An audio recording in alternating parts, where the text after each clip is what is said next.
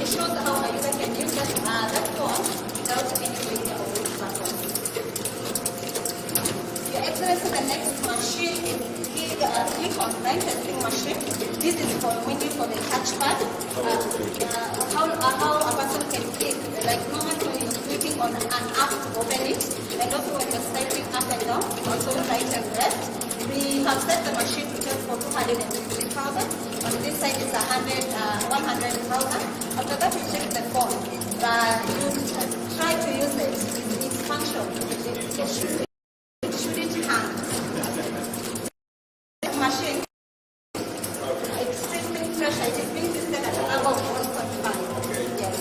This is a slight drop test. How a phone slips from your hand. It's a short distance. We check the LCD and the side. This one is for friction. The tape one for 1,000 oscillation. Then after that, the logo should not wear out. And also, the power station is not vibration. This is for transportation. Transporter. This one is a temperature and humidity chamber. We expose the phone to high temperatures and also low temperature. My colleague.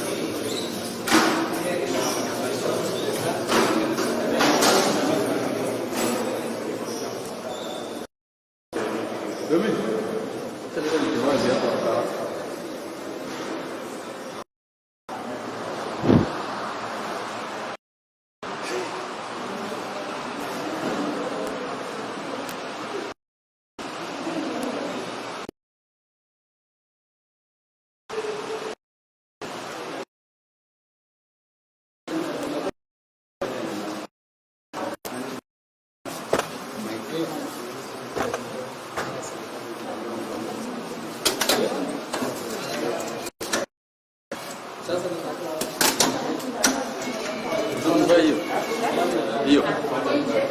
Naingia ndani. Nani anabadilisha? Oh. Hiyo. Madam, Madam, wewe, unataka kuingia ndani?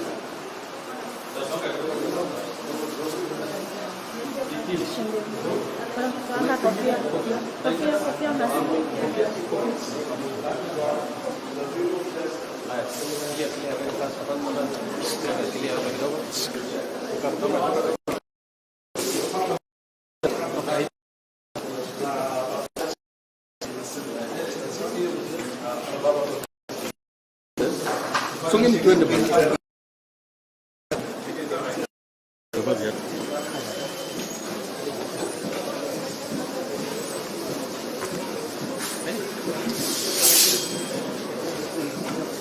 Jadi pata kibai dia.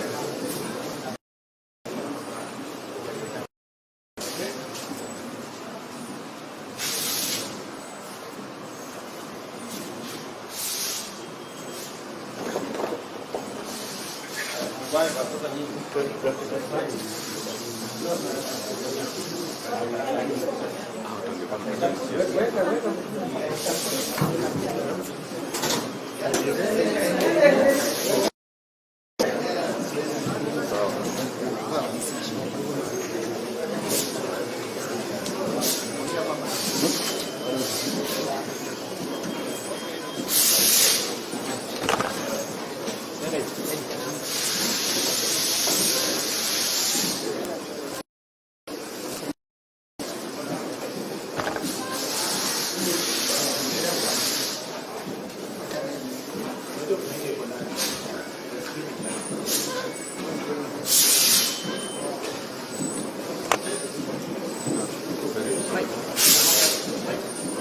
Cheki.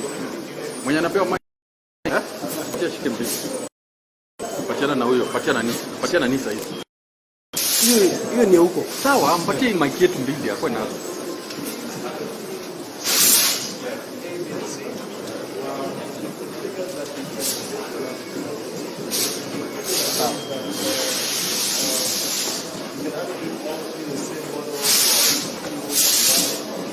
Siende zaidi hapo.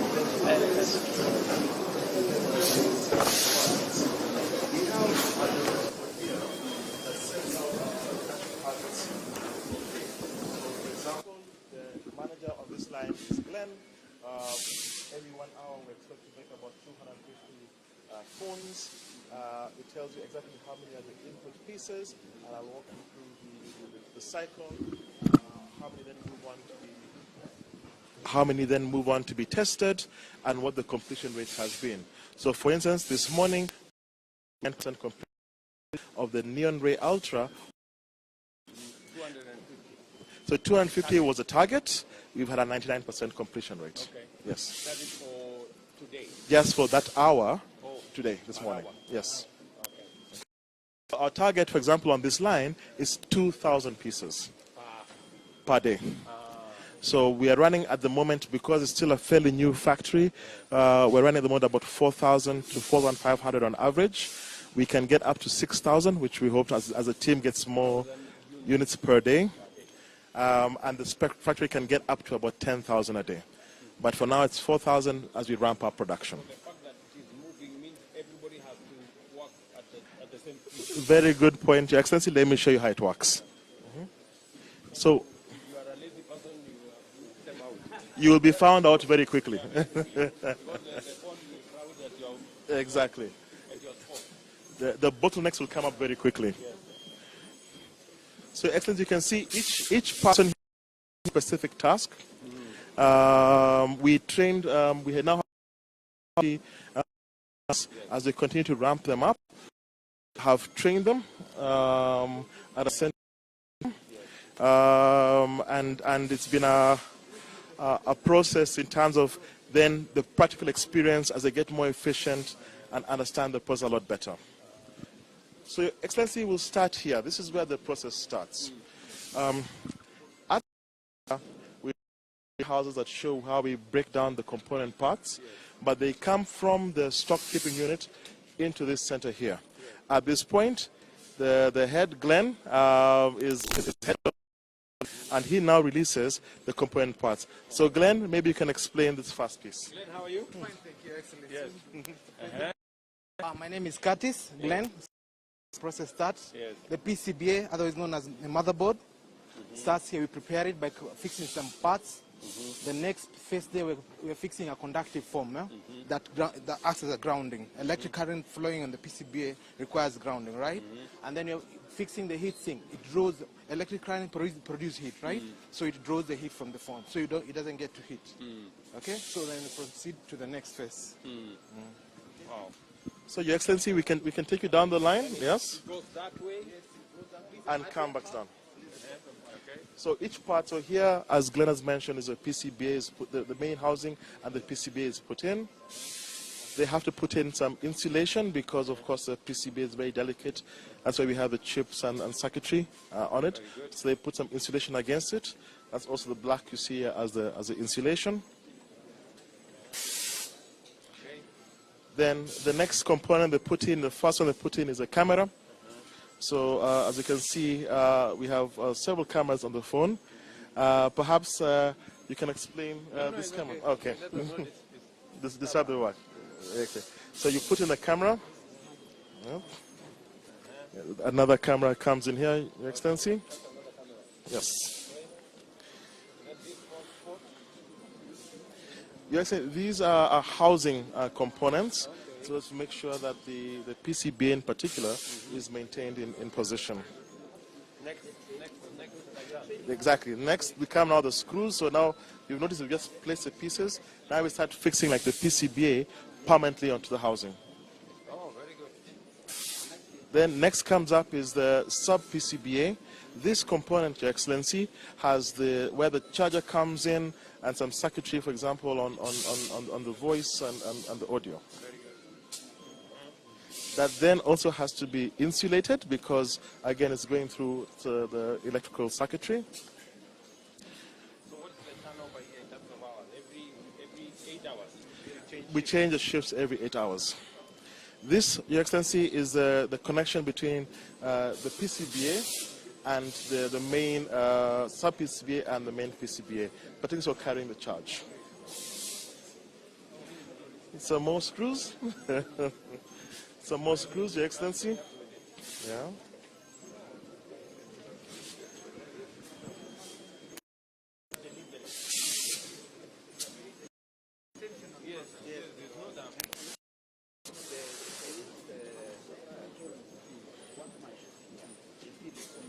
Yes. Than what they have seen in other countries. Almost Equivalent.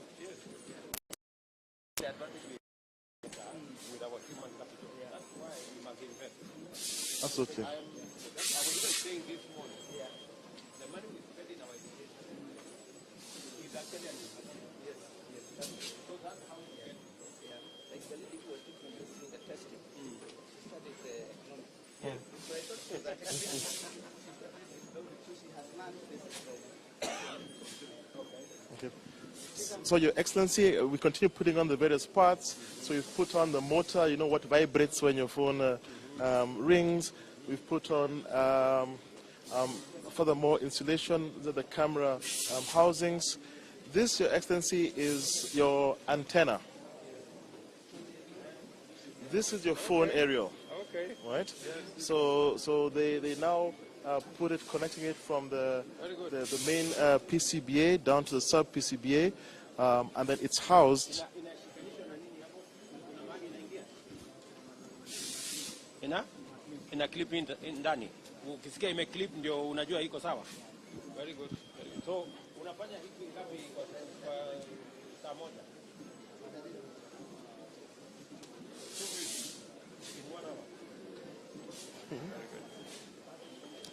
So, Your Excellency, once he's clipped it, the gentleman here then now, a ridge, right, which hides it.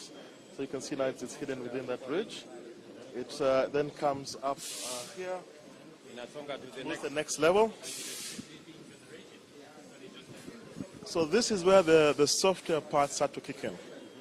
So the ladies here now, and the gentleman now confirm visually okay, that the pieces are in the right place, the aerials in the right place, the screws are in the right place. Once she's satisfied visually, we'll check here. This is now where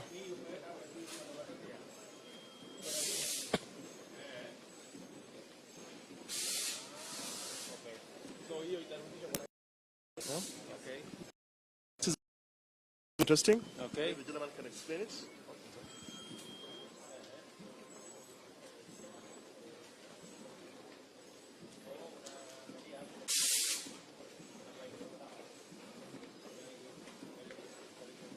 Okay. Then, Your Excellency, the process now moves more in towards the housing.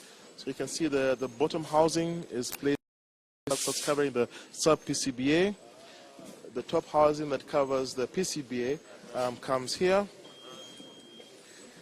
And then, Your Excellency, we begin to screw them on tightly. So this is what the people are doing here.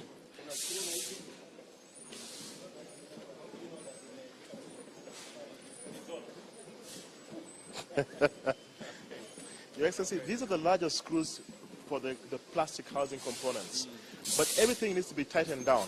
This is where we have the robot. So the robot now does the small, tiny micro screws that you can see here. These are very difficult to do by hand. Each machine runs through by about 15 seconds to do all the screws. Then it moves to calibrate it for both device types.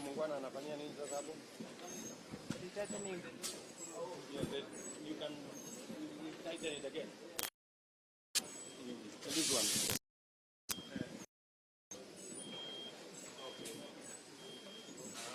Very good. Okay. Your Excellency, another visual check that all the screws are in place and there's nothing loose from a phone perspective. We then test, these are test batteries. So we put in the batteries and SIM cards because there are a series of now software tests that need to happen. Which starting here is the SIM card ni ya testing. testing. Okay. Yes, it doesn't go out to the phone.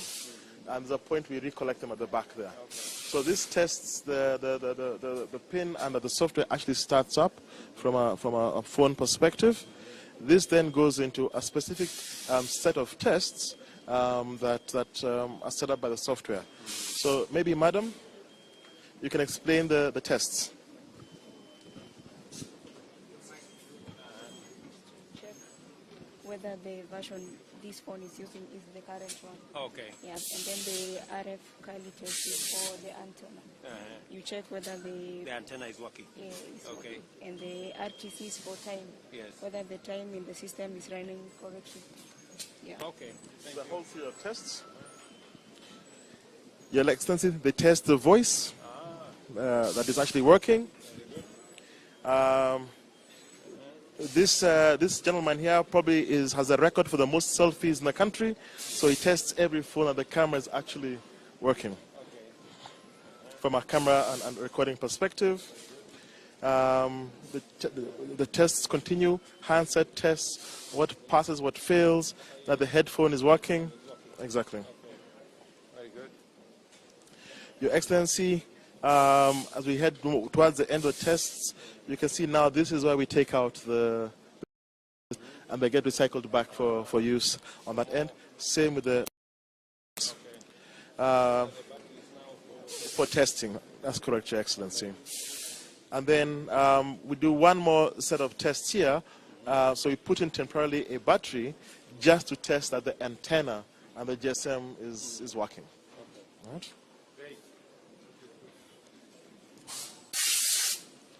And then, Your Excellency, more component now the lenses. Look at the back of your phone. The tiny little black round things are here. This is the glass cover, the glass protector you have on top of it. And then this lastly is some last circuitry around the buttons that you press on the sides. Once it's ready here, Your Excellency, it then now moves into quality control, which will show you doing the same thing, Your Excellency. So Your Excellency, so all the materials. Yeah, So all the materials, once they're ready, these now move on for testing. So the packing line starts here. So from the assembly, it goes into quality control, and we'll show you quality control in a moment.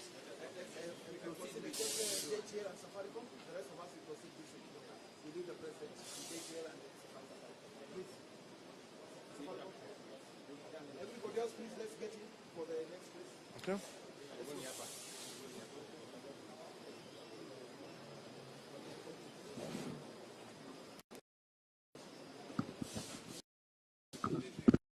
Please, let's just allow only those.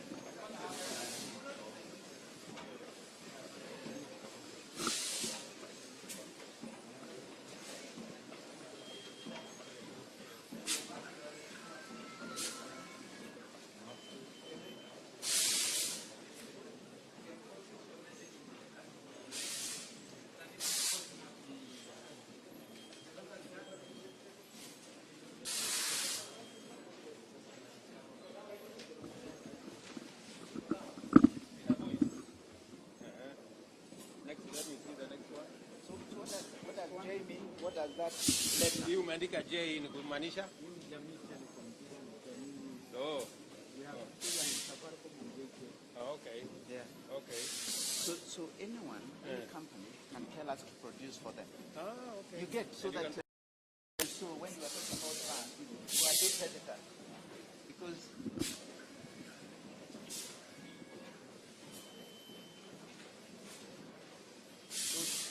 Inafanya?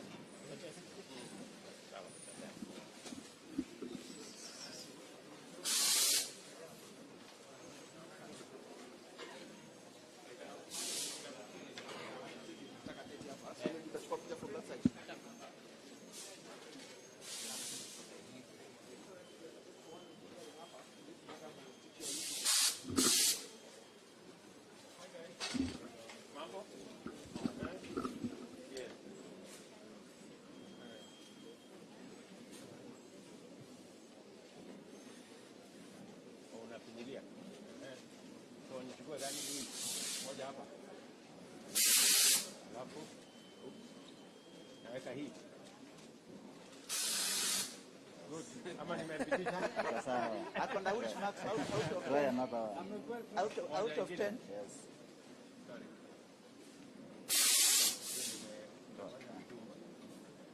this magnetic. Weke gani? Hapa hii.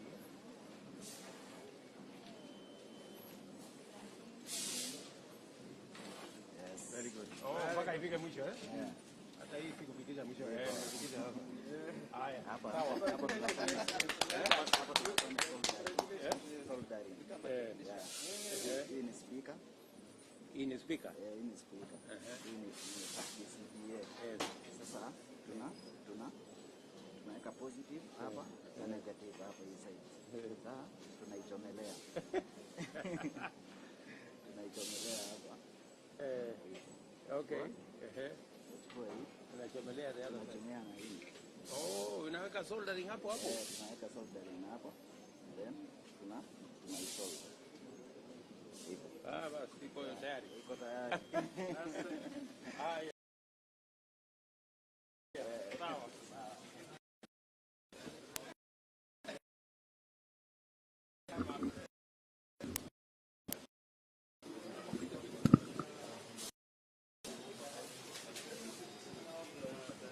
The packaging line. So my colleague here, Karanja, will take you through the packaging line. Very good. Yes. So just before the packaging line, so all the devices go into quality control just to make sure they're running fine. From quality control, you will take you to a very the sound that everything is working, and they come back here into packaging. So, Karanja. Thank you very much, Your Excellency. It is a pleasure hosting you in this packaging area. We don't just package phones, we information. With me is Flo Makinyi. Hello, Rueda, how are you? Very good. And these are the factory engineers, Leo and David. Very good. So, Rueda, why don't you explain to the President who is here and what we do?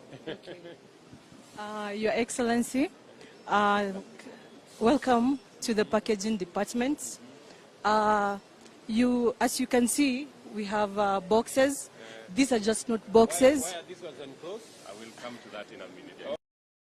So we are boxes. Version. We have about 68 staff.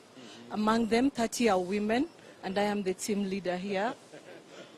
And we are very much delighted to host you today. Thank you.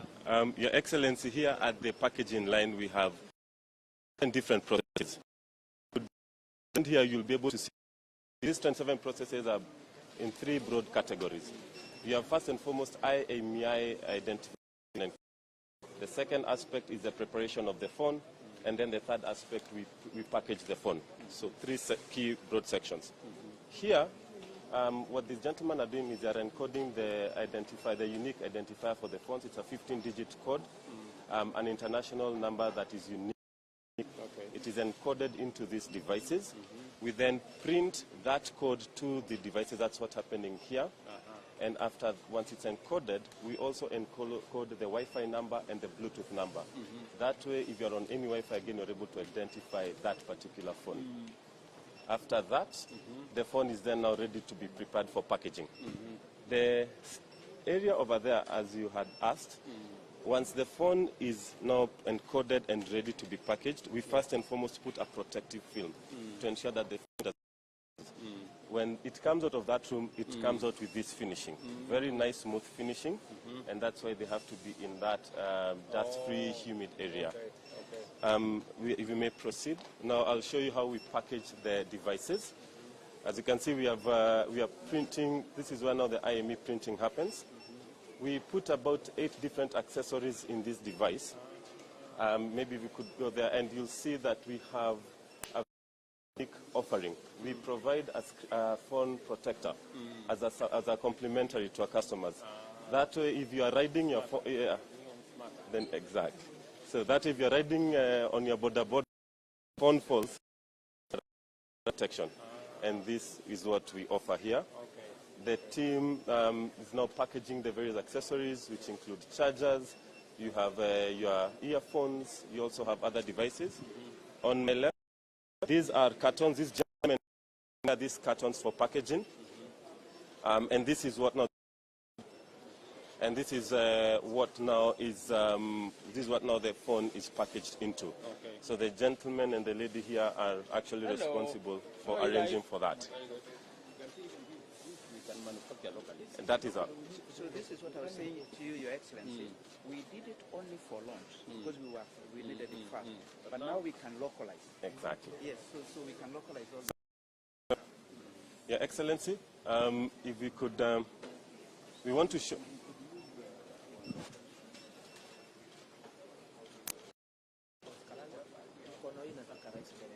Okay. So nikaye pande ngine. Okay. Sawa. We want to, once the phones have. Yes. Correct. Yeah, we are here. We are here. Yeah. So, Your Excellency, this machine here is an automatic weighing machine. It's a quality control measure as well. So, for instance, if I were to remove one component, have the phone packaged, and it goes in here, this machine is able to detect a variance of weight by up to 5 grams. Automatically rejects it. A well-packaged phone like that one, for instance, when it goes in, it is passed. That way we are able to know that all the components are in.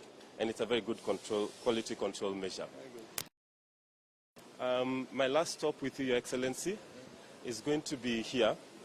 I'd like to introduce you to a called Evans Wambua. Evans here, machine operator. Raisi, kwa ufupi story yako vile ulifika hapa tafadhali. Karibu. Asante sana rais wetu wa Jamhuri ya Kenya. Nilikuja kwa hii kampuni nikiwa mtu wa mjengo. Hizi tiles ni mimi. Hizi tiles mimi nilikuwa naeka. Na wakati kazi ya mjengo iliisha, nikaamua tu kuulizia kazi kwa hii kampuni sababu nilikuwa nimehangaika sana. Kwa bahati nzuri nikaambiwa ile department imebaki na hizi machines, kuoperate hizi machines. Na nikafundishwa mafunzo ya miezi 2 na nikafanyishwa interview. Kisha nikapita mtihani, nikachukuliwa kama technician wa hizi machines. Kwa hiyo maneno yako kama rais wa Kenya naweza sema ni ya kweli. We are in Asta Nation sababu nilitoka kwa kazi ya mjengo nikakuwa technician. Asante sana. Thank you so much. Thank you very much. So ulipatiwa certification ya kwamba umehitimu. Kabisa. Very good. So wewe ndio operator wa hii kitu? Kabisa. Hii kiharibika ni mimi natengenezanga. Wewe ndio engineer ya hii kitu? Mimi engineer. Your Excellency, thank you very much. I would like to hand you to, we could go there to the quality control area.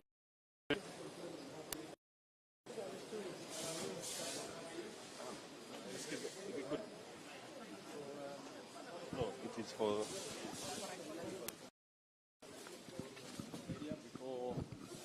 Before we go to the parking, before tests, including the camera, the sound, the screen, all the elements. I think I'll ask Diana, one of the people here, to explain to us exactly what she does here. Very good. Diana, how are you? Fine, thank you, Excellency. Welcome. Now this is the FQC, the final quality control. Here we check, first of all, the appearance of the phone, to make sure all the screws are intact, to make sure the SD slot and the SIM card slot are okay. After here, we have 24 tests we are doing. 24? Here, there are 24 items you are checking. So these guys are checking if the lights are okay, if the LCDs are okay, the lights are okay, the touch buttons are fine. There are people over here testing the cameras, if they are camera. Naona iko kamera hapo, iko mbele Iko sana. sawa. Iko sawa. Iko sawa. Very Inafaa good. kukua hivyo. So wanacheck if it's functioning. We have guys over here testing the charging of the phone. Is actually and he's also testing the earpiece if it is working station functioning well. Then the final guys over here are testing the SIM cards and the SD cards if they can read on the phone. Yes. So over here we have the defects. So if there are any defects, if there are any defects you get, you put them over here and then they're returned back to the production area to be fixed. Yes. Okay. That's what we Great. do. Thank you so much. Thank you so much. Thank you, Diana. Welcome. Excellency, the next stage is where we do aging. We do a simulation for 5 years. Software that we use predict how long the phone will last. Yes. So it's done within but it simulates the process for 5 hours. So it's for 5 years. We're just briefly looking. Hello. Hi. How are you? Yes. So this is Dennis. You can explain to us how they do the aging test. So quickly. Test. So whatever we do here.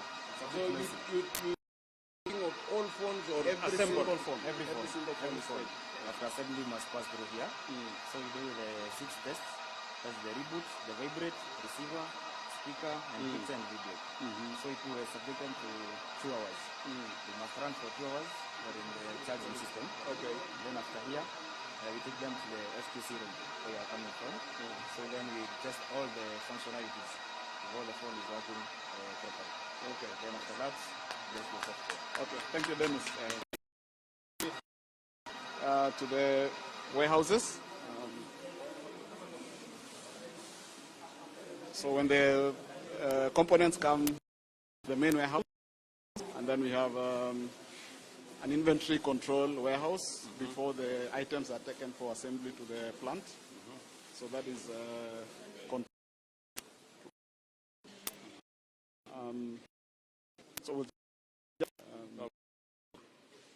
so this is the broken down components before they're taken for assembly. Okay. Yeah. And then the main warehouse now, where the items that are received from the suppliers comes here. Yeah, this is epoxy. Yes, this is epoxy. So these are now? These are now the raw materials. Okay. Yes, the main warehouse for the raw materials, the SKDs. Yes. And then at the back, SKDs. Semi knockdown kits. Oh, yeah. Yes. Okay. Then at the back, a battery room. Later. Now we are doing completion here. Yes, the assembly is the completion. Yeah, this is the finished product. So all this is the finished product. Okay. Oh, this is good. So this is now ready for the market. The finished product. Product ready.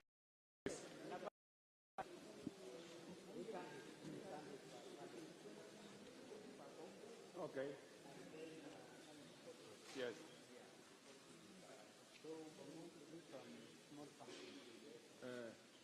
Sukuma gurudumu kidogo.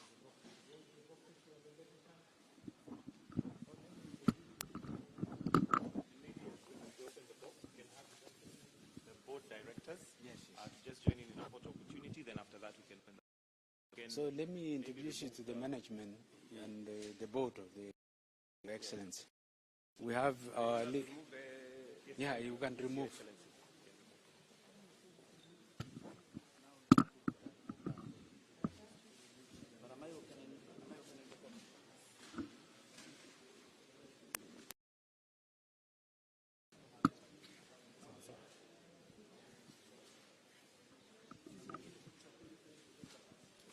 Ready? So we are done. Okay.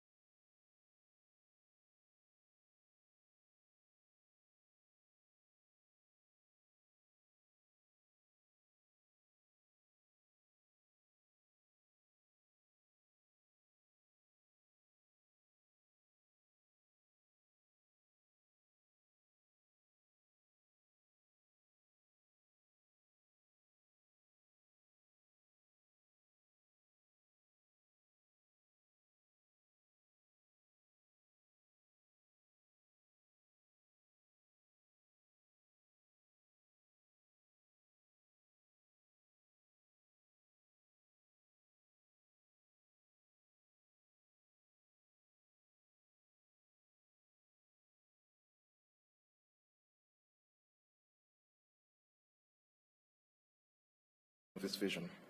The Cabinet Secretary for ICT and Digital Economy, Eliud Awalo, his senior team, as well as seniors from the Communications Authority, have visited this site many times. Though I do suspect that when CS Awalo first came here on the 28th of June and found 6 large empty warehouses, he may have had some concerns about whether or not we'd be able to deliver the project. In addition to the ICT Ministry, this project has been made possible with the support of many partners. The county government of Machakos, represented here by the governor, I believe, supported us with permits and improvements on the road. The National Treasury, working in conjunction with the Kenya Revenue Authority, supported us through the policy changes needed to make this possible. We had a dedicated team of advisors. We had PwC supporting us through the tax and import consideration. We had ENS Africa supporting us as legal counsel, and Africa Global Logistics through the logistics of having over 100,000 individual component pieces brought in for the assembly. Your Excellency, today we recognize that today is just a start. The board, management, and project team have worked tirelessly over the last few months, but also appreciate that it's not a time yet to rest. There's a lot more that can be done. There's an opportunity to look at exports, an opportunity to look at widening the device specifications locally assembled. We also want to take on the challenge of capturing more of the assembly value chain here in the country by creating opportunities for Kenyans to develop the parts that are needed for the assembly. In summary, Your Excellency, today, while there's work to come, we simply take pride in welcoming you and our distinguished guests and saying, welcome to EDAC, and we look forward to playing our role in the country's digital and economic transformation. Karibu sana, once again.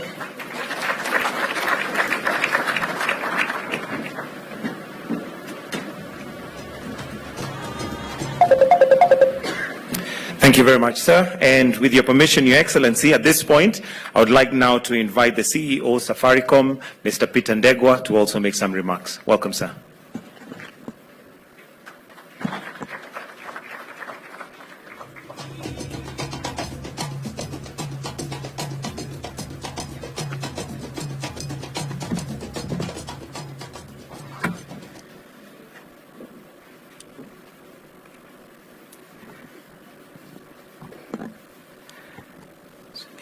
Your Excellency, the President, Dr. William Samoei Ruto, President of the Republic of Kenya, and I'll do the same, right on all protocols previously given.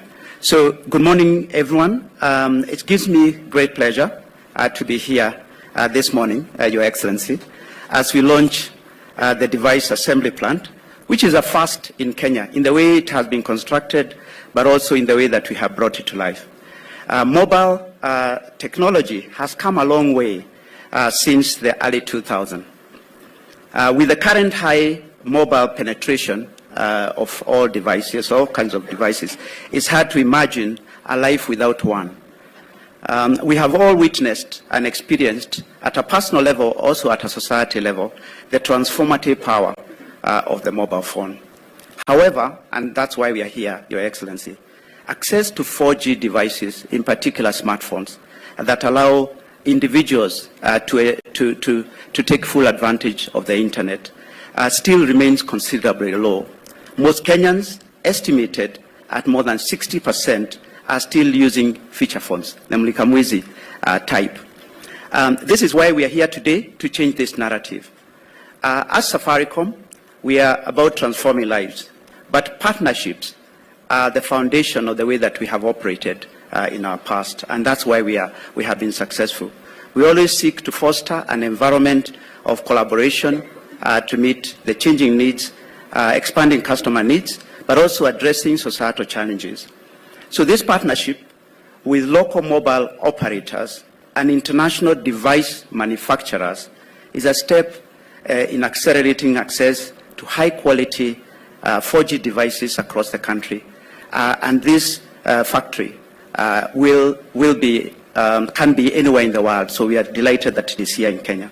So our aim in Safaricom is to connect, because of being a mobile operator, up to 20 million customers, or more than 20 million customers, with 4G-enabled devices by 2025. I thought I would have a louder clap for that. We are also here in support of the government digitization agenda, Your Excellency. And we know that that cannot be successful if we do not have smartphones. We believe the smartphone in everyone's hand will act as the pathway to accessing government services and also endless possibilities on the internet. So, Your Excellency, we've enabled Kenyans access the transformative power of technology and the internet. In partnership with Google, which is what I was explaining to you earlier, we offer affordable smartphones payable in installments on a pay-as-you-go basis, which we call Lipa Mdogo Mdogo. And our intention is that, having now started to produce local devices, we will start to undertake pay-as-you-go financing for those who will start buying the local devices. For our case, we have already sold 1 million devices to customers who have benefited since March this year. So the program works, and actually it attracts a lot of people who live in the rural areas and more marginalized population. We have since expanded this initiative and partnered with other manufacturers to include more smartphones, and we will continue to do that, especially now that we are having local devices. And we continue, because this is important. It's not just the device, but it's also the cost of mobile data. We'll continue to reduce the cost of mobile data whilst investing in the network to increase coverage. Fiber network is also important, which we have 14,000 kilometers of fiber coverage. We'll also continue to enhance the digital literacy through partnership, because you have the mobile phone, you have the accessible data, but also you need to allow people to understand how they use the internet for their own benefit. So this assembly plant will have an impact on various sectors of the economy. For instance, healthcare. I'm delighted to say that our first customer of the locally assembled devices is the Ministry of Health. And we are really happy, and I presented a device as a symbolism of to Madam CS, because you are our largest customer and our initial customer. And these devices will be used to support the community health promoters program, which you have launched recently and which will make a big difference. Now, Your Excellency, I wanted just to touch on one or two industry issues.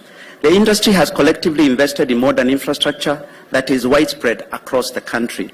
To support your government agenda of target of laying 100,000 kilometers of fiber optic across the country, we seek your support in classifying telecommunication infrastructure as critical infrastructure. Today, one of the biggest reasons, I knew that will receive a lot of clap because the audience has a lot of people who work in this industry. Today, most of the network, a large proportion of the network issues we have is because of fiber cuts, especially during road construction. And also when people are constructing new buildings, whether they are commercial or residential, they will put water, they will put access to water and power, but not give access to fiber. So you have to come and do a lot of work post that. So there's a lot of work to be able to allow fiber communication infrastructure to be seen as a core part of the future. So I call on your support in this instance. In addition to that, on the devices in terms of cost, we believe that subsidies are essential. It's similar to the way that you've delivered the fertilizer subsidy program in order for us to access cohorts such as women groups, students, any groups that cannot afford. So in addition to financing, we need subsidies. And we know countries like Rwanda are already doing $20 per phone in terms of subsidy. So we will look and work with others, including development partners and private sector players, to support the subsidy agenda, to be able to ensure that no one is left behind. So in conclusion, Safaricom recognizes that technology has the tremendous potential to unlock Kenya's economic growth, solve society issues, and deepen digital and financial inclusion. We will continue to collaborate with the government towards projects and initiatives that serve and transform the lives of Kenyans. As I conclude, I want to take opportunity, just like Michael has done, to recognize the efforts of all partners who have been involved in this process today that has led in delivering the first of its kind device assembly plant in Kenya. It is such partnership that will create the opportunities for economic development, leading to improved quality of life. Thank you in particular to the ICT Ministry, in particular the CS and your team, and also from across government who have worked closely to fulfill Your Excellency's promise to establish the local smartphone assembly capacity in Kenya. With those remarks, I thank you for being part of this historic moment, Your Excellency, and thank you very much, and we promise to continue to be partners in this very important agenda. Thank you very much. So it's now my pleasure to invite my counterpart from Jamii Telecom, Chairman Joshua.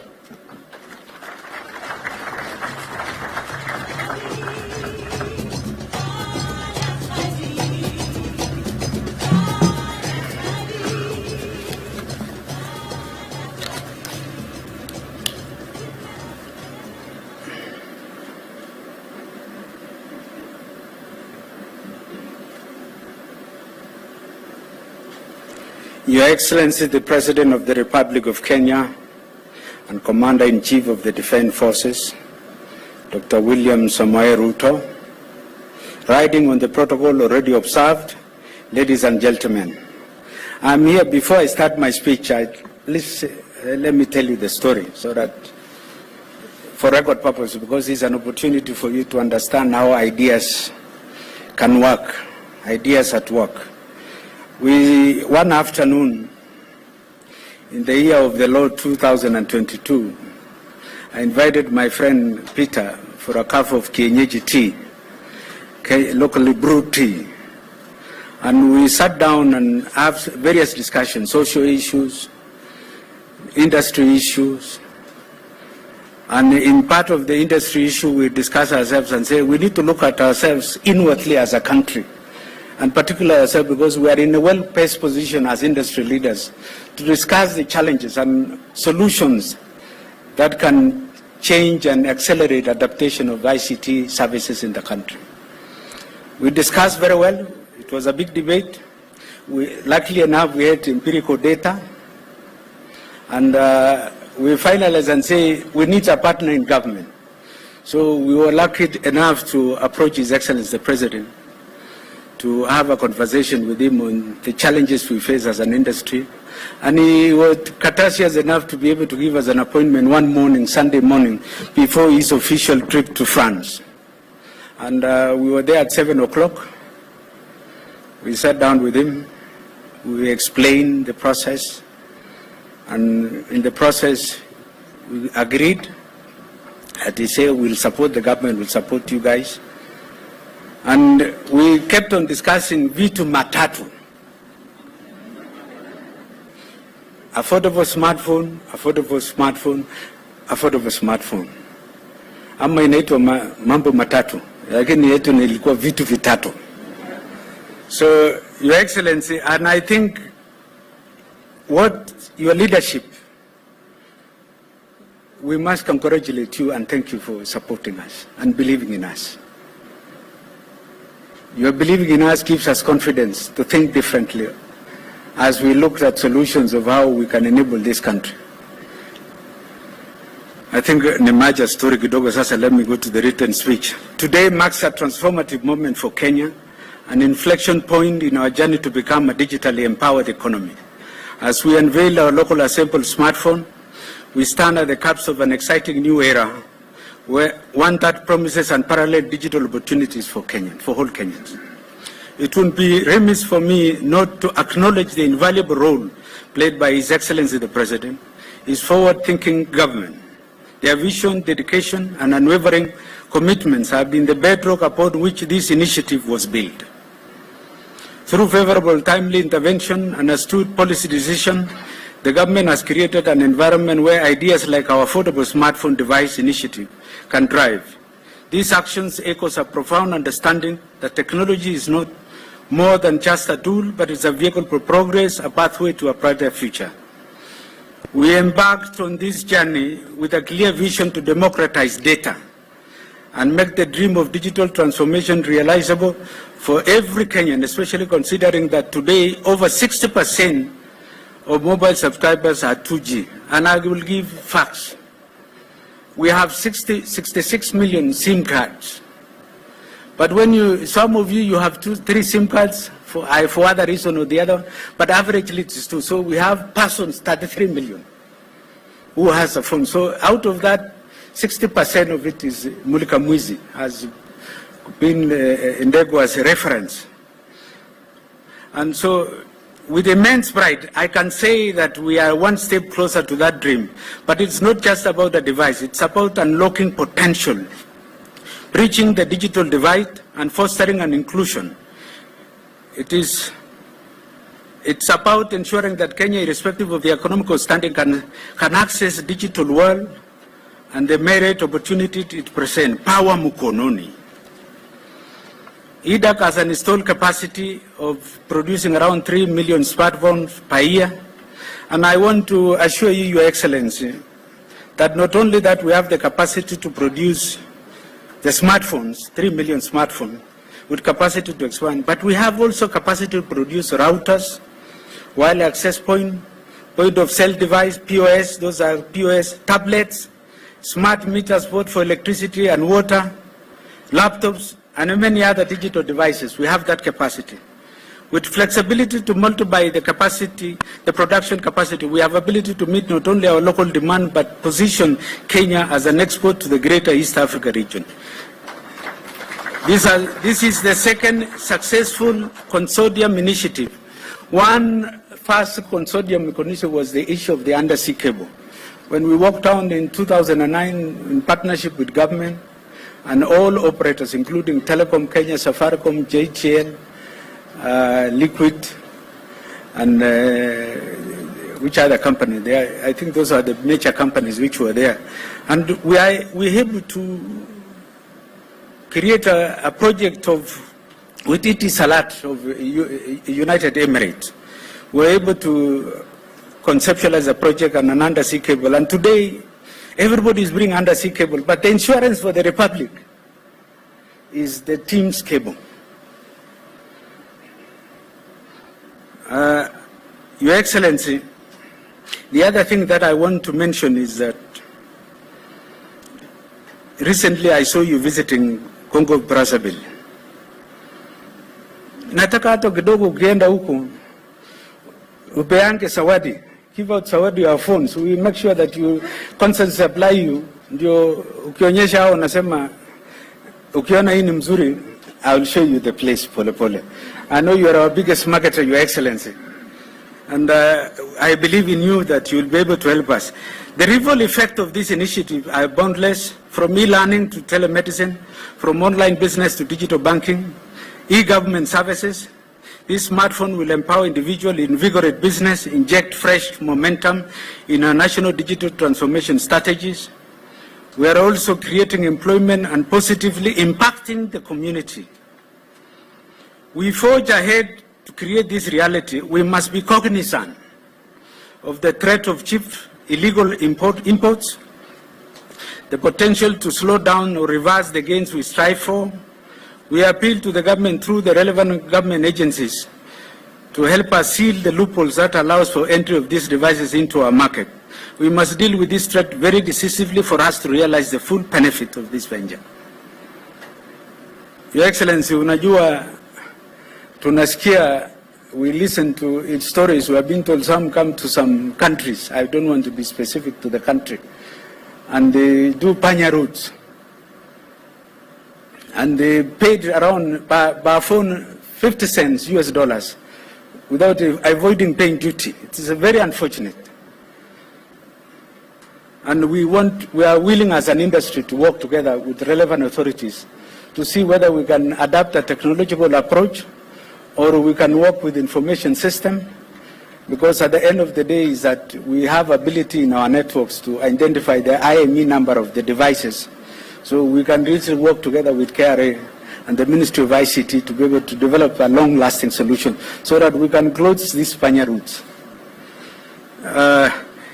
Allow me, Your Excellency, before I reach the conclusion, to take also this opportunity to thank all our service providers who has worked very hard, including the main contractors.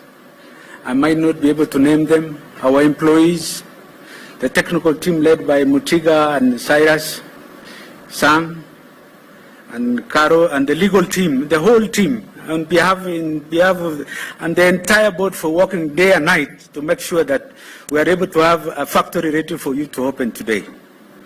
In conclusion, on behalf of East Africa Device Assembly Consortium, I express my heartfelt gratitude to His Excellency the President, his government, every individual who has been instrumental in bringing this vision to life. Together we are ushering a new digital age for Kenya, catalyzing progress and laying the groundwork for a brighter, more connected future for all. Kabla sijasema ya mwisho, unajua, these things is very historical because it happens once in lifetime, and if you miss it, something else will turn. You know, he minister, Your Excellency, I don't know if I nini, alisumbua sisi, anakuja factory, anasema hii kitu kani, we are opening this day, you happen, tunaambia ngoja kidogo, enda ambia mzuri, ambia mzee Excellency Paul. So, thank you Waziri for what you did. Your push delivered the factory. The other people I want to congratulate also from, if we have the Cabinet Secretary for National Treasury, Njuguna, Professor Njuguna and Dr. Chris Kipto, they facilitated a lot in terms of what we were doing. In fact, when we had a big challenge in terms of publication of East Africa digital remission scheme, we worked tirelessly with them and it was effective. The other person I want to thank is my friend, who is our chairman in the industry, Mary Wamboi. Thank you very much for coming, madam. So, to close, unajua sasa sababu tumeongea Kiswahili, unajua, Your Excellency, you are better than us because you know we don't practice all the time. Sasa nasema, thank you all, asanteni sana, Mungu ibariki Kenya. And this, ibariki Kenya na ibariki Uchina because it's of our partnership. With those few remarks, may I kindly to invite our Honorable Cabinet Minister for Information, Communication and Digital Economy to the podium. Thank you.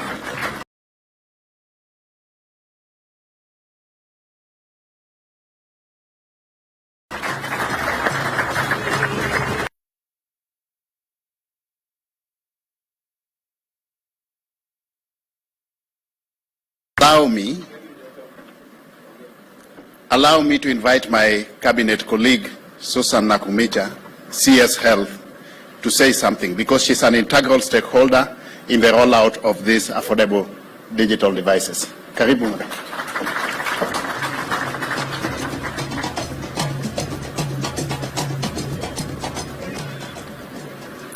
Your Excellency, the President of the Republic of Kenya, my cabinet colleague, Cabinet Eliud Owalo, distinguished guests, ladies and gentlemen.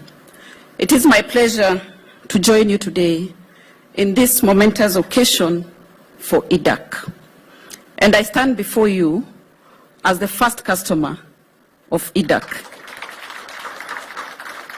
Your Excellency, allow me to demonstrate that before we got this gadget previously, our community health promoters used to walk around with a bag with these registers.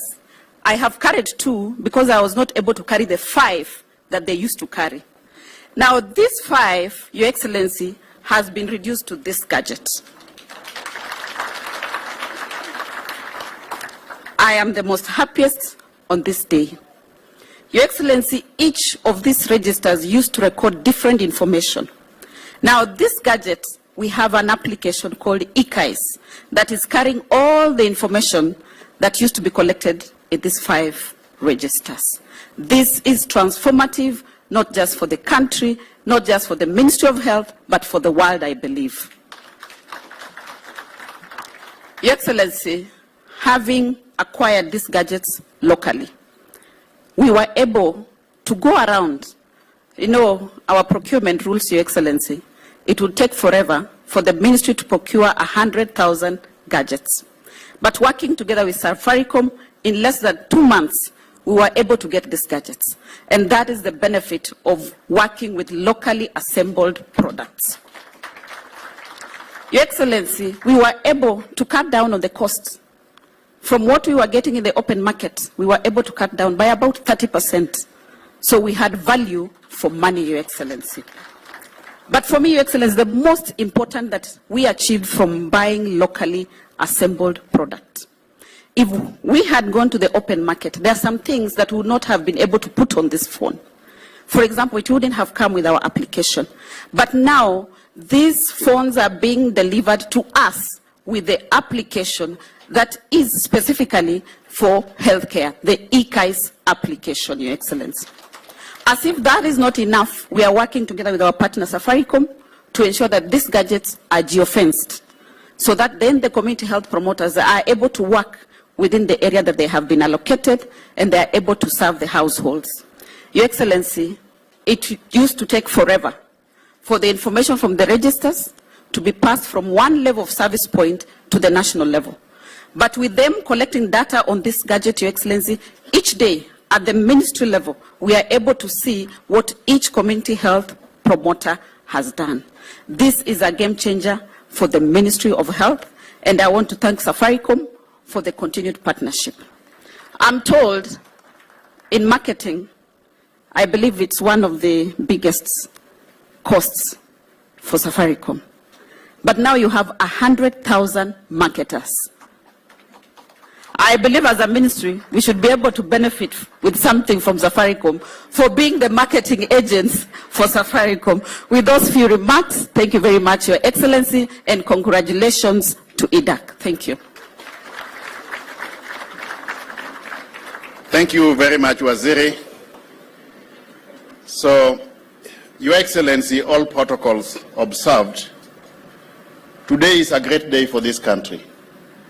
It's a great day for this country, Your Excellency, because of your dream of getting affordable devices to facilitate inclusivity in the digitalization agenda has been achieved. I remember one time earlier on in the tenure of your government, Your Excellency, when you tasked us to oversee operationalization of your digital superhighway agenda. I asked you where we are going to get the money from to roll out these programs. And your answer is very simple, that Eliud, you don't need money, because as government, our role is not to compete with the private sector in business. The business of government is not to compete with the private sector, but to create an enabling policy, legal and regulatory framework for the private sector to thrive. And based on that guidance, Your Excellency, we have worked through and through with the private sector in partnership to roll out our digital transformation agenda. When it comes to fiber, rollout of the 100,000 kilometers of fiber, we have worked with the private sector. Digitalization of government services, we have worked with the private sector. Rollout of the free Wi-Fi hotspots, we are now in partnership with private sector ISP service providers. So I want to thank you for that guidance, close monitoring and tutelage, without which we would not have gotten this far. In pursuit of this digitalization agenda, Your Excellency, there has been a missing gap. The missing gap has been the device. Connectivity is only meaningful if there is universal access, Your Excellency. And in this regard, I want to thank most sincerely IDAC for helping us as government to close the gap so that we can at long last have affordable smartphone devices in the hands of the wider Kenyan population. In the same vein, Your Excellency, I want to most sincerely thank you, because as far as this digitalization agenda is concerned, you have led from the front. This is a major change program in government, Your Excellency. And anytime you are introducing change, people will always be resistant. Had it not been for your persistence and leadership, transformational leadership, we would not have gotten this far as our digitalization agenda is concerned. And for that, as a ministry, we owe you a great debt of gratitude. May I also, with your permission, Your Excellency, just recognize the invaluable input of a few individuals with whom we have worked very closely in pushing this agenda. I want to mention PS Engineer John Tandui. He has been a key cog in our digitalization agenda. In the same vein, allow me to mention PS Bitok. Without consultations and partnership with the Ministry of Interior through the State Department that PS Bitok heads, we would not have made much progress in our digitalization agenda, Your Excellency. I also want to mention PS Professor Edward Kisangani and all the CEOs under his ministry, especially the Communications Authority of Kenya, under able leadership of the chair here, Mary Wambui. She has also helped us facilitate an enabling framework from a regulatory perspective as far as the telecommunication sector is concerned. With those many remarks, Your Excellency, it is my distinguished honor and privilege to invite you to come and talk to the congregation. Thank you very much. Let's all be upstanding.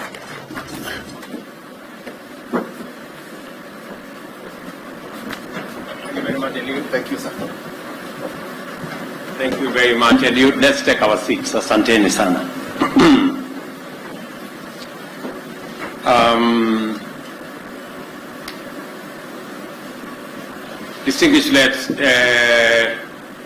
Distinguished leaders, ladies and gentlemen, good morning. Yeah, good afternoon actually. You've just crossed the line. Let me first say how happy and grateful I am that today we are here in Mavoko on this very important occasion. Let me confirm that actually one Sunday, 11 months ago, I had a conversation in the morning with two gentlemen, Peter Ndegwa and Joshua Chepkony, on the big subject that we had all canvassed during the election about the digital space in our country, what technology would do, and how we can work together. They told me, Mr. President, all you have said is very good, but you will have one challenge. That this digitalization and digitization and technology journey has the challenge of the number of people who have smartphones. And they told me, unless you sort out the question of smartphones, and not just the availability, but the affordability of the smartphone, you will continue to experience challenges in that space. And they told me they would do something about it, but they needed the support of government.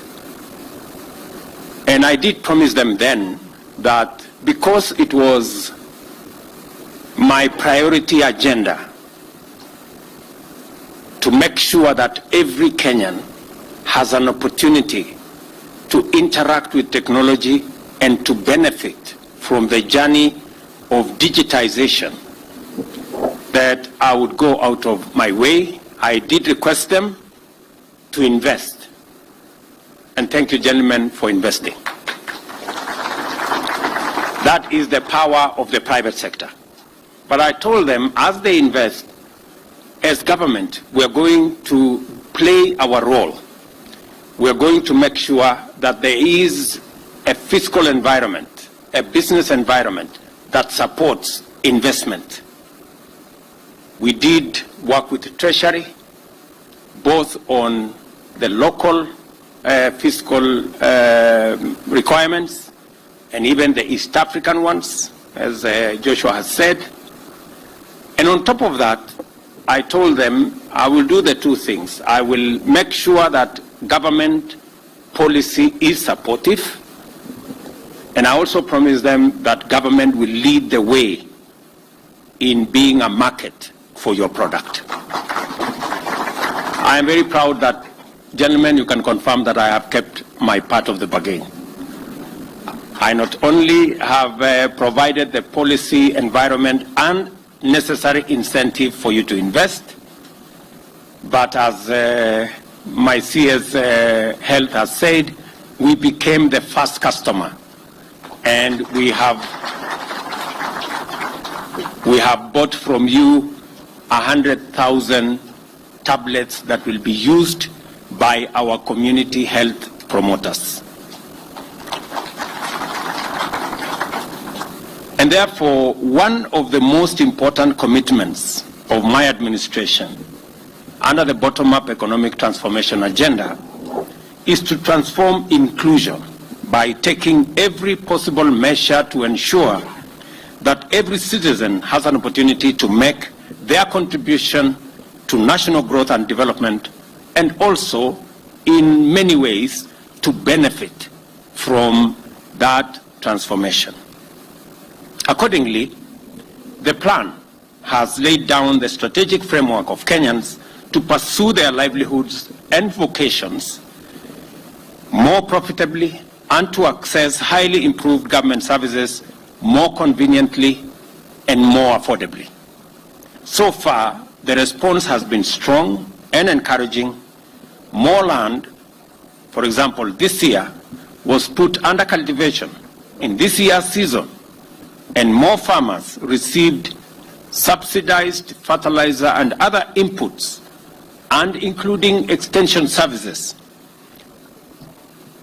on a digital platform. For the first time, we managed to cut out brokers, we managed to cut out cartels who normally gave us so much problem whenever we had a subsidy program. They would buy subsidized fertilizer, repackage, and go and sell it. But this time round, technology helped us to deal with them. And they must be very sad people, because they never got a chance to pilferage our fertilizer. And as a result, we have this year's maize harvest, for example, is going to be 15 million bags more than last year. Similarly, millions of hustlers have been able to register with the Hustler Financial Inclusion Fund and received affordable credit that is not necessarily secured by anything other than their ability and their credit rating in terms of how they pay. And they can now grow their credits, grow their businesses, and meet other financial needs. At the same time, we are now able to provide Kenyan learners all the way from early childhood development and education stage to the tertiary levels of university, various colleges and institutes, as well as technical and vocational education and training, with financial support and capitation in order to improve the quality of facilities, provide more teachers, improve the curriculum, and make education affordable in our institutions of learning. I was having a conversation with CS Machogu on the applications that now are online for all our children who are, all our students who are going to our TVETs and our universities. We had to work with the technology providers to make sure that it expanded the capacity for the hundreds of thousands of learners who are applying. And I am very confident and I'm very happy that technology has made many things easy, affordable, efficient, transparent, and accountable. Our universal health coverage, as was said ably by CS here, is off to a very brilliant start with the recent launch of the Community Health Promoter System, which will provide preventive and promotive health services at the grassroots countrywide and facilitate diagnostic and early detection of conditions requiring curative attention to Kenyans from the comfort of their homes and in all instances free of charge. All these interventions have made unprecedented progress in expanding inclusion, enabling previously marginalized groups and households who are typically the most vulnerable and in need of these opportunities, both in terms of participation and contribution, as well as receiving support and benefits. More households are now involved in gainful economic activity in various sectors, and as the bottom-up economic transformation agenda gets underway properly, this positive change will begin to demonstrate manifest progress. If what CS Nakumicha is anything to go by, we are shedding off a lot of baggage and a lot of unnecessary paperwork and a lot of cumbersome processes and making it simpler because of the benefit of technology and because of digitization. The provision of various services and opportunities to Kenyans has relied on finding the most efficient means of expanding access and enhancing inclusion, devising the best modalities of guaranteeing security and reliability, and formulating the most effective instruments of evaluating the nature and extent of need and fixing it using technology, digitization, and building of networks. Our farmers interact with extension services without leaving their homes or farms because extension officers facilitate them to register and submit relevant data to update their input, what type of mechanization they want, what kind of diseases they encounter, and what kind of pest control measures that would make them much more productive, as well as all other needs. Similarly, the National Education Management Information System constantly updates relevant information about every learner and their socioeconomic background to ensure that the means testing instruments remain accurate and reliable in determining the learner's level of financial and other needs. The ASLA Fund has been able to serve millions of Kenyans from all walks of life, especially and consistently and conveniently and repeatedly, lending billions of shillings in unsecured loans and recovering it without need for drastic, expensive, or time-consuming procedures. We are going to celebrate 1 year anniversary of the Hustler Fund shortly, maybe next month. And we have wonderful stories. In fact, I had an occasion last week. You can see my hair is newly shaved. So my barber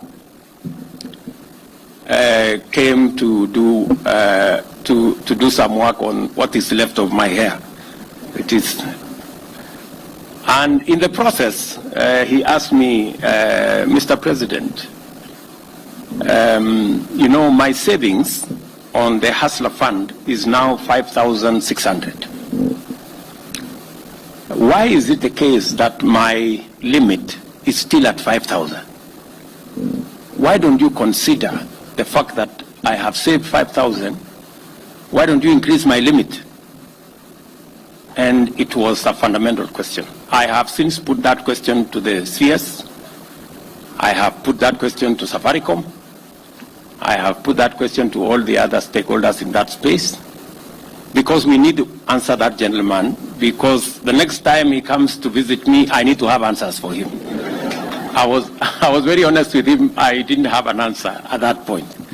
So, I mean, there are many Kenyans out there who truly know what it means to have access to affordable credit and how much difference it makes for their businesses. We have also transformed the provision of public services by making it possible for Kenyans to access them online through their mobile devices. Community health, agricultural extension support, Hustler Fund, and the National Education Management Information System are not only the only services whose provision has been transformed by digitization and automation. The government has increased the number of public services accessible through digital services to over 13,000, freeing up the people to concentrate on their lives and livelihoods and go about their business without the necessity of queuing, the necessity of traveling to try and access government services. And I must congratulate the Ministry of ICT working with the Ministry of Interior for what they are doing around that space. I did agree with them. I gave them some timelines on where we needed to move. I think many people did not believe that it was possible to move government services substantially to be available on the digital space. We had only 320 government services a year ago.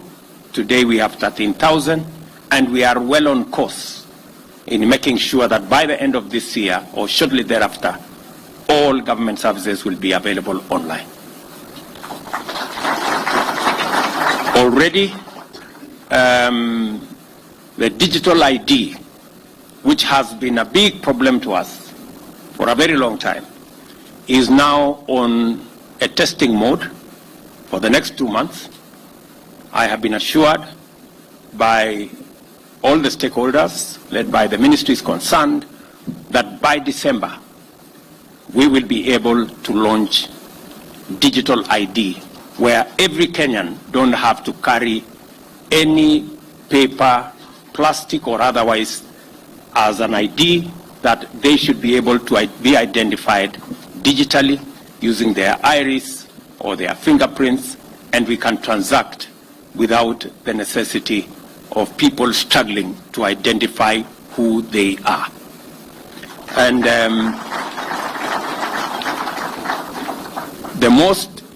the proudest part of it is that we don't have to spend the billions that we have spent on all the other manenos, as all of you know.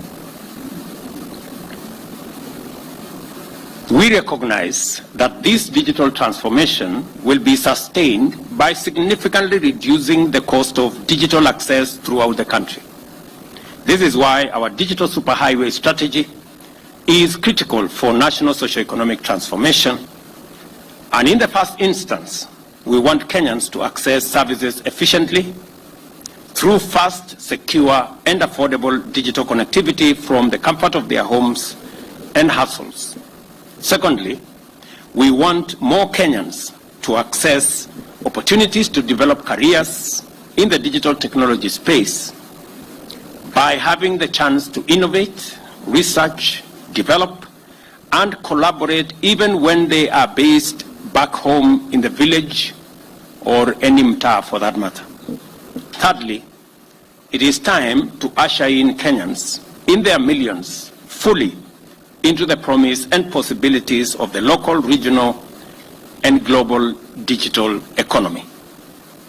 The establishment of last-mile fiber optic and local connectivity infrastructure, as well as the development of grassroots digital hubs, go a long way towards enriching the Kenyan experience of a transformed government services and digital economy.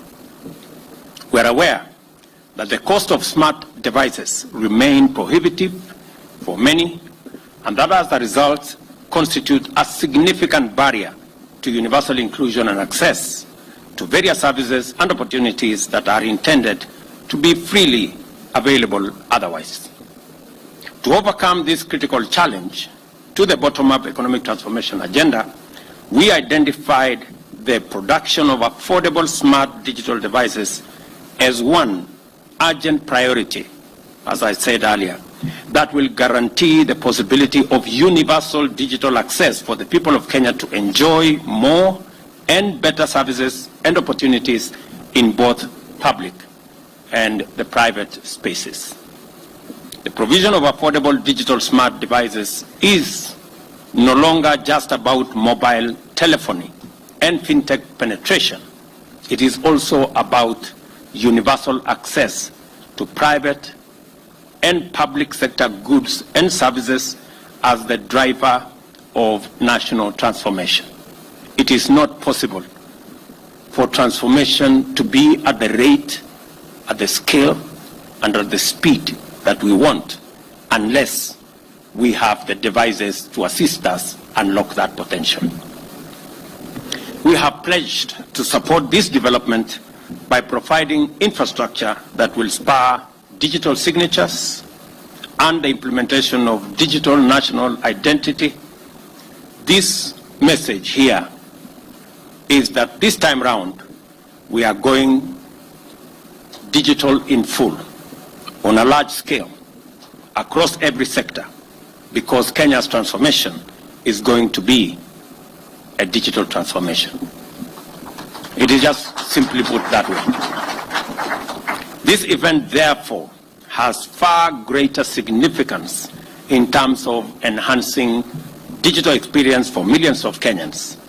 The launch of a locally assembled smart device is a brilliant milestone in and of itself, but its broader implications for both public and private sector efficiency, integrity, and security that will bring out its significance in full is what we are waiting to experience. I congratulate the investors, and as I said, two fundamental things, maybe more, are going to be achieved by this device. When I see 300 Kenyans employed in this facility that will produce 3 million devices, and those 3 million devices will be 30% cheaper than if we had imported them complete as units. So we have the benefit of jobs for our young people, and we have the benefit of a much more affordable product. I was also able to persuade these two gentlemen and the other investors to preload eCitizen, the platform upon which we are delivering government services, on the phones, so that every Kenyan who buys this phone will have government services ready on the phone, and they don't have to go looking for it.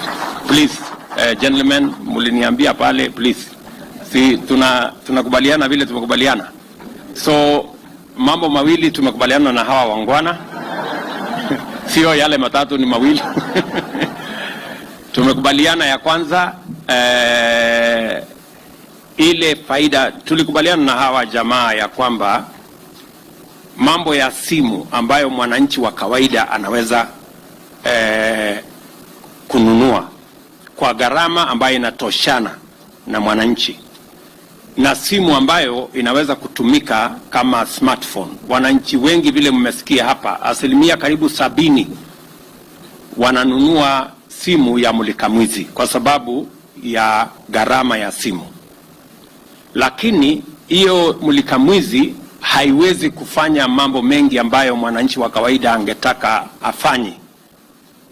Haiwezi kuwa na data, haiwezi kuwa na nini, ni inasumbua. Sasa inakuwa tu ni simu ya kupiga simu kwa voice ama makelele. So sasa tunataka kuhamisha, tupeleke katika hatua ya pili, na kupitia kwa kiwanda hii ambayo imetengenezwa hapa. Ya kwanza, tumepata ajira ya vijana wa taifa letu la Kenya, ajira ambayo ilikuwa mahali pengine ambazo hizi simu zinatengenezwa.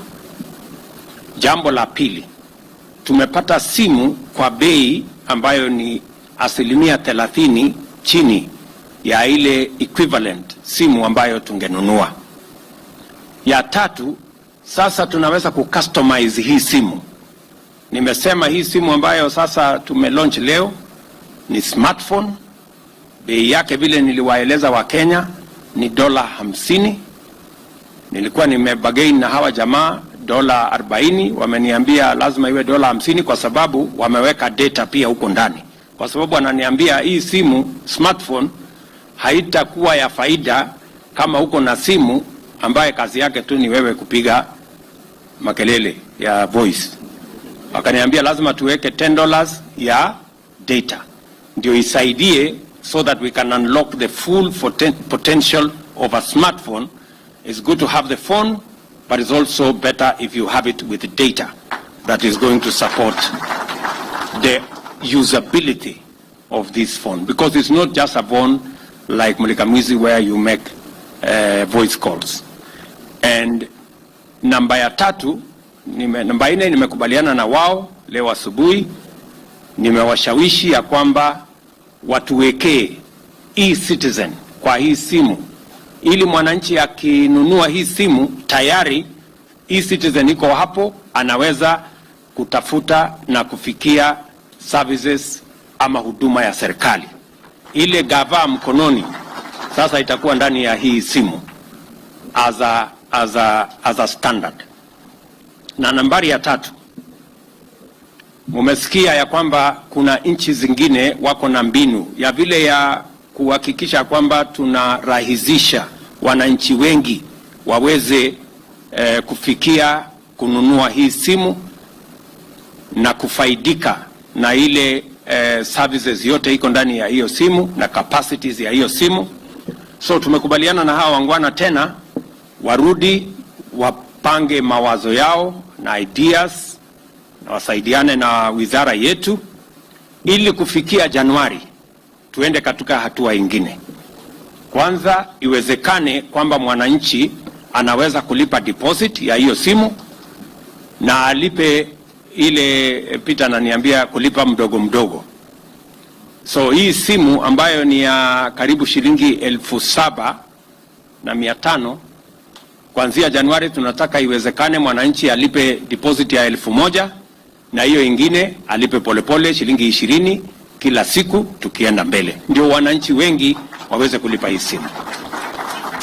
Mimi nataka nimwambie Bwana Owalo na timu yake ya CA na hawa wengine, nyinyi mwende mfikirie vile tutapunguza hii bei tena.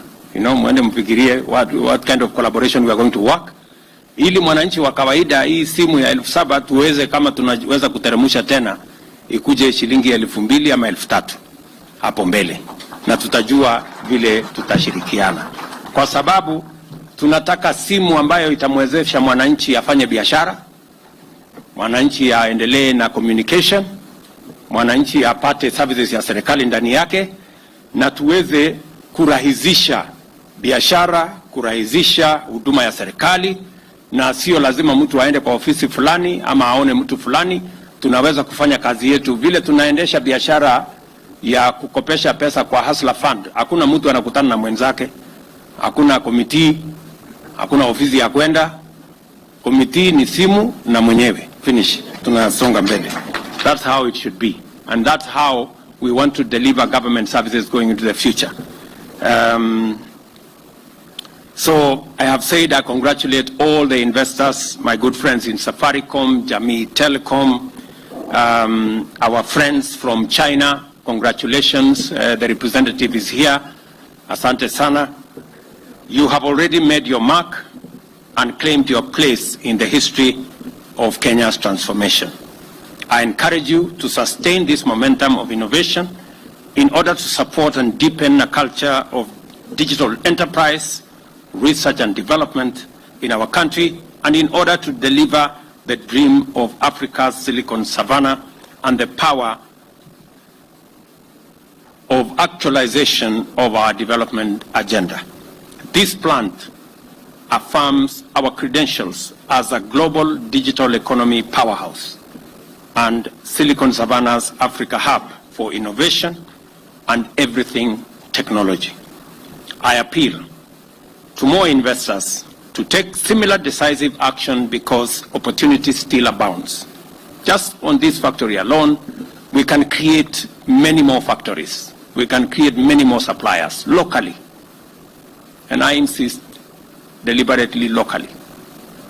I have said that we must be intentional we must be deliberate about growing our manufacturing opportunities, capacity, and potential in Kenya.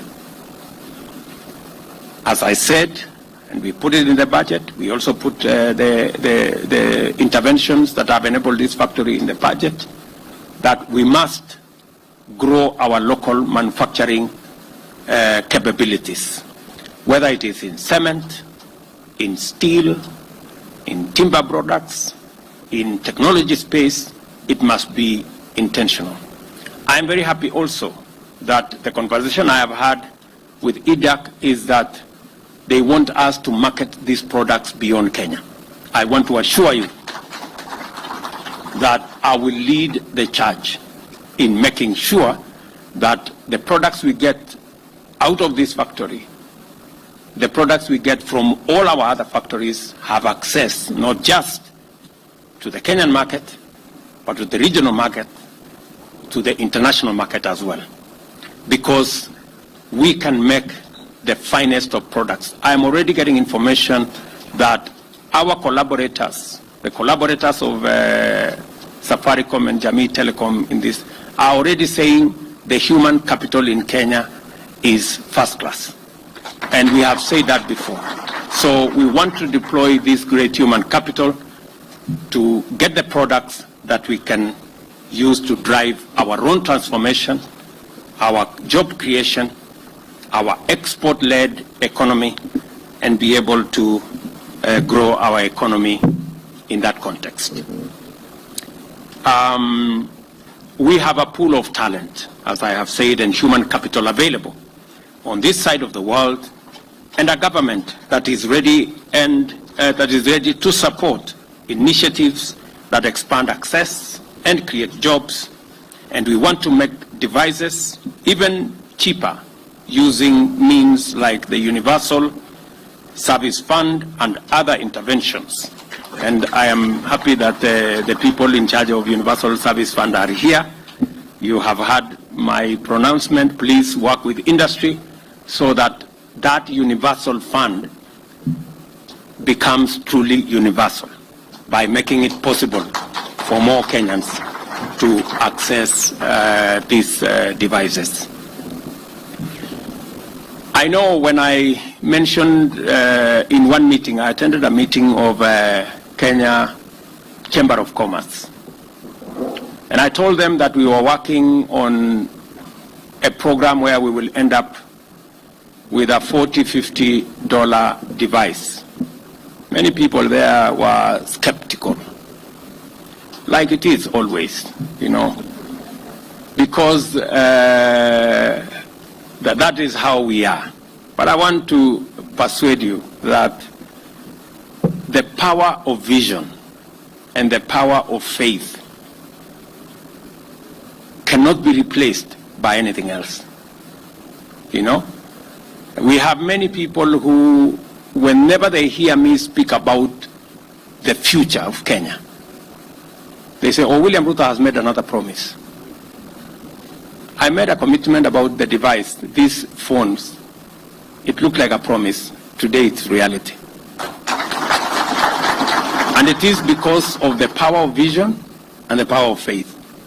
So, you know, it's very difficult for people to see as far as what the vision entails. Many people look at today, at best tomorrow.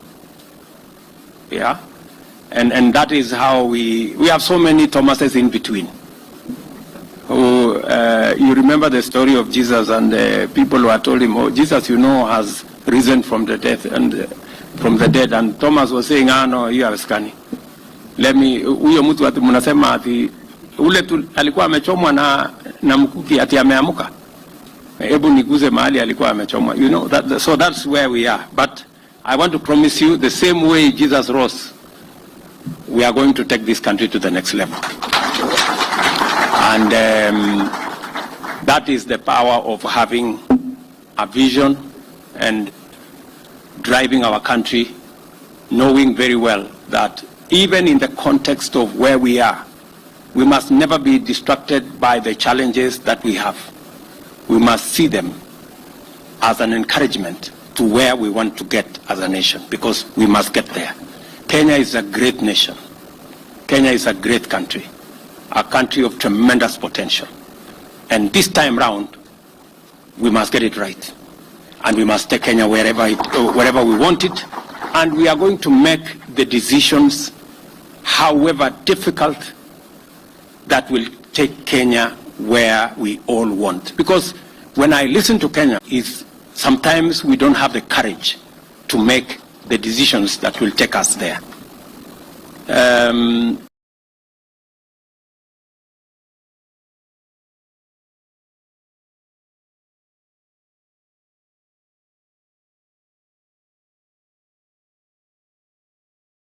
When the president of Singapore, same category as Kenya a few years ago,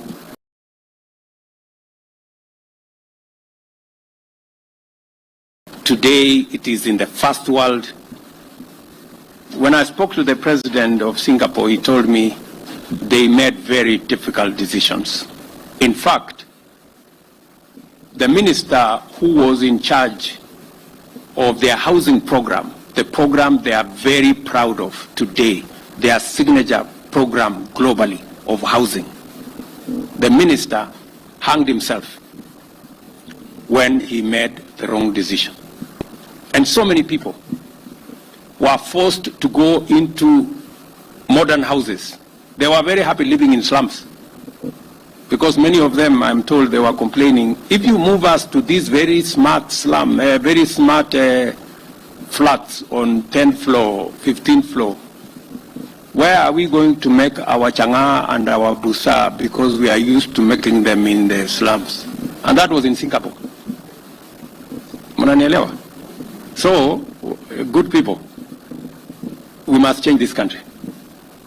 I don't think we have another option. Yeah? And the young people who are pushing us, we have millions of Kenyans, talented, hardworking, educated. They are looking for opportunity. We cannot postpone their future. We must make the decisions now to enable them get the opportunities tomorrow. And I promise you one thing. I will make all the decisions necessary to make Kenya the great country we all want it to be. Without a doubt. Finally, I like the mantra, power mkononi, or that's what this good gentleman told me. It fits perfectly with what we are all trying to achieve. A more empowered digital population with a capacity to explore all opportunities. Asanteni sana. I wish you well. And even to my media guys, my friends, the good people who write many stories about me and all the other stories, and they are very good people because they are creative, they are innovative, you know, in what they do. I think I still see you guys with the iPads. You know, they are a bit old-fashioned. Not iPads, but, you know, writing pads. Now, this factory here can make for you digital pads. You know? Ndio muweze kuandika ile story. Digital pads. And muendelee kuandika tu story. This is good. It is okay. It's good for us. That's what society is made of. And you will never hear me complaining about your stories. Write them. Ile ya ukweli tutaendelea kusoma. Ile ambayo iko na maneno imeongezwa kachumbari tutasoma pia. Lakini we will stay focused because we must take the country where we all want it to be. And they are also making a contribution towards keeping us on the straight and narrow. Ile kitu tu mnawauliza kwa sababu sasa tumewatengenezea factory hapa itawapatia digital pads. Hata mimi mnikumbuke wakati mna tangaza dividends kwa mwisho wa mwaka, hata mimi mtumie kidogo. At least nimewapangia kakitu. Si ndio? So because we need a whole of society approach, and we must, this is our society, and every part of our society matters in making us a wholesome nation. Congratulations to all of you. My very best wishes to the investors in this facility, and I look forward to many more. I know there is a whole chain. We want now the parts that we are currently importing. The next stage is for us to manufacture many of the parts here in Kenya so that we create more industries to work with this as a value chain.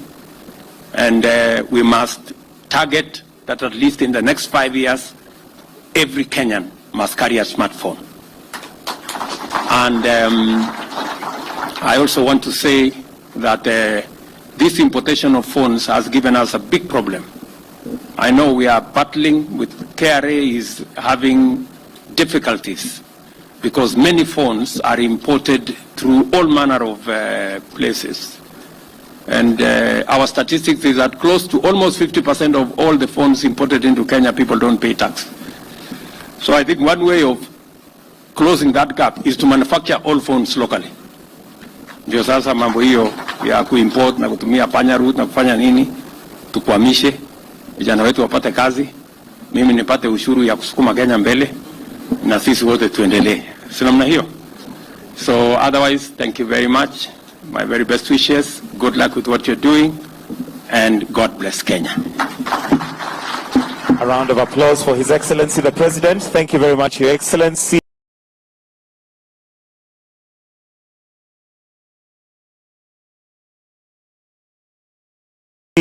For your remarks.